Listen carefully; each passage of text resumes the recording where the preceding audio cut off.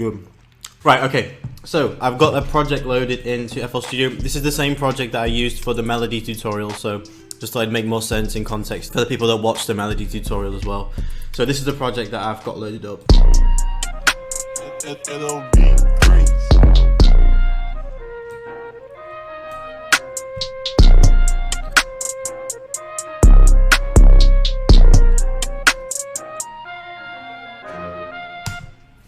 As you can see, it's got those like hard Jetsonmade type drums. Now the first thing that you want to do when you start out with the drums is just to pick 2 or 3 sounds in the percussion that you want to be the main focus. Now 9 times out of 10, the first 2 are going to be the hi-hats and the clap.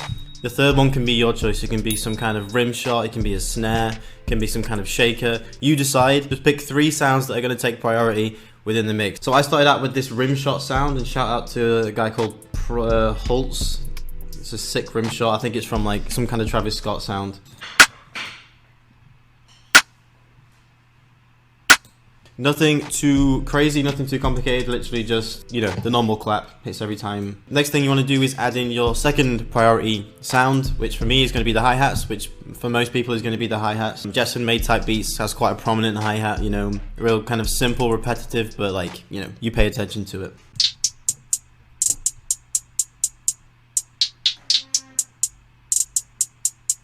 So as you can see, like, it is kind of really repetitive, but that's like the kind of key thing to Jetsonmade type beats. If you listen to Shug, if you listen to Bop, all of those beats have like an 8 bar, but it kind of just like repeats every 4 bar. You know, there's never any huge variation. The variation normally comes within the melody. So keep the drums nice and simple and you'll be fine. So let me just talk you through the hi-hats. So what you want to do is play with sort of the pitch, and the easy way to do that is just by lowering the key within the piano roll. So, you know, anything down here, and just sort of go up and down with it. That's what gives it that kind of bounce. Use the thirds grid, so come up to the top here, click on this magnet and click on the third step. That's basically just going to give up the hi-hats like a triplet effect when you start chopping it up, and really just find a bounce within the melody that makes sense. So, you know, for me, I had like a little gap here where the hi-hat would normally play, another little gap here.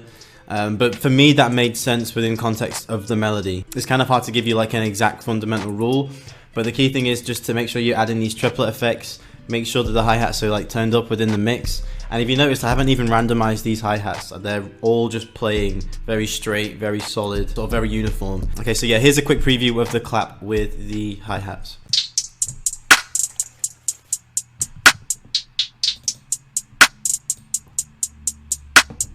Next thing that you want to do is add in your third priority sound. If you have a third priority sound, you don't have to. You can have 4, you can have 5, but it just depends, again, entirely on how busy the melody is as opposed to how many sounds you're going to put into the drums. So for me, it wasn't like a hugely prominent sound, it was just some kind of like a rim shot. If you listen to Jetsonmade beats, they always have that rim shot come right in on the first bar. That, you know what I mean, kick.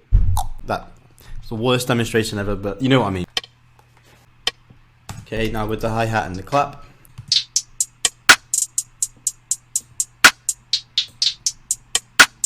Key thing is not to have it coming in and out throughout the whole bar. You just want to have it hit once, because if you have that one hit, then it's easier to pay attention to. It kind of shows that kind of presence of that one sound, and it doesn't take away from the rest of the drums. So just make sure when you have these kind of perk hits, that they just hit once. And then the last sort of thing that I added in just to complement the rest of the drums was this tom kind of perk. Kind of sounds pointless just playing it by itself, so here it is in context with the rest of the beat.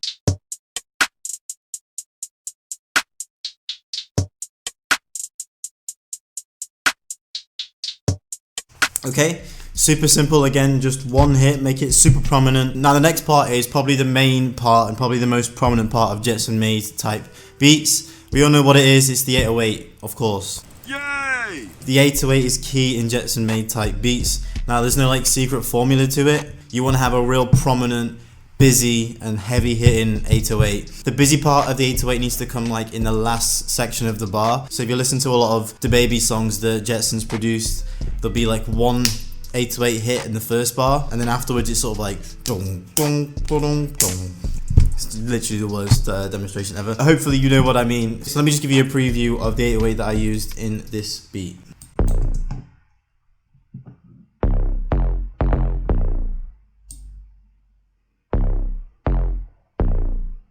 Okay, so that's basically what I mean is have this 808 hit once at the very beginning, and then you want to have it hit quite a few times up here in the second bar. Don't forget to keep your 808s in key, super important, especially when you're sending beats out for placements. Now, one extra step when it comes to keying in your 808s is literally just by finding another 808 that goes well together with it, and then literally just copy and pasting the notes onto that 808. Simple as that. And let me give you a preview of how that sounds with them singular and with them combined. Makes such a big difference. So this is the 808s by themselves.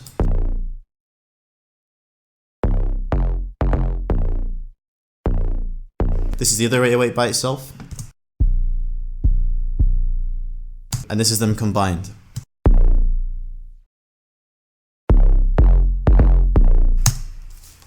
So much fatter. I don't care what you say, it is fatter. It sounds dope. So if you want to beefing out those 808s and give them and make them just super punchy, lots of low end, all you need to do is find those two 808s, stack them on top of each other, and what you may find when you play the beat is that the 808s really clash, they really fight against each other. The reason why that's happening is because the frequencies are in the same range.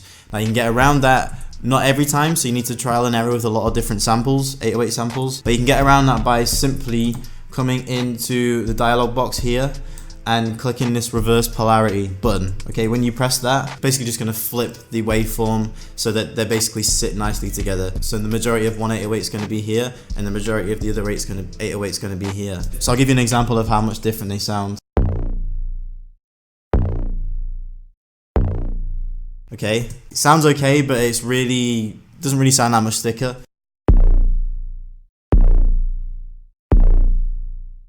Literally black and white, sounds so much better. Stack those 808s, reverse the polarity if you need to. Just check both and see which one sounds better, and then just go with that. Okay, so let me just give you a preview of the whole beat. I'll slowly bring everything back in and you can hear the whole beat in its entirety.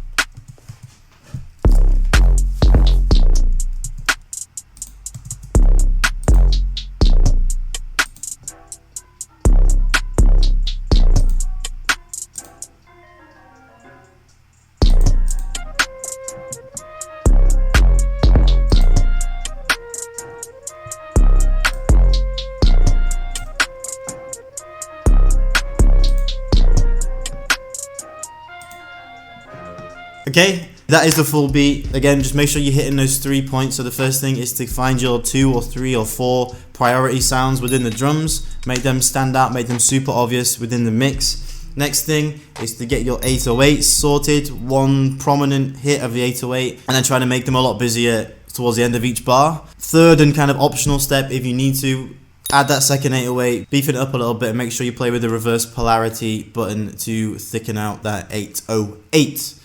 And yeah, that is the end of today's tutorial, good people. Hope you guys enjoyed it. If you did find any value whatsoever, hit that subscribe button, drop a like, leave a genuine comment. I would really, I really appreciate all of the help. And if you guys want to get your hands on any of these sounds, they're all in the Uncharted drum kit. It's a new drum kit that I dropped about a couple of weeks ago, 3 weeks ago. Got some really dope sounds in there. I spent a lot of time on it. So yeah, I'll leave the link down below if you want to jump on that. And yeah, that's all for today, good people. I'll see you in the next one.